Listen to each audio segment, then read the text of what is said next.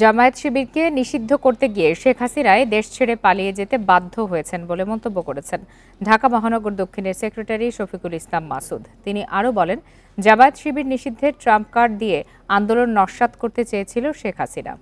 ছাত্র জনতা জামায়াত শিবিরকে সাথে নিয়ে সব ষড়যন্ত্র ব্যর্থ করে দেয়। দুপুরে লক্ষ্মীপুরে পথসভায় এসব কথা বলেন তিনি। এদিকে ১৫ বছরের দুর্নীতি লুটপাট বন্ধে যতটুকু সময় প্রয়োজন তা অন্তর্বর্তীকালীন সরকারকে দেয়া হবে বলে জানিয়েছেন জামায়াতের সেক্রেটারি জেনারেল মিয়া গোলাম পরোয়ার। গাইবান্ধায় শহীদ পরিবারের সদস্যদের সাথে মত বিনিময় সভা শেষে সাংবাদিকদের একথা জানান তিনি।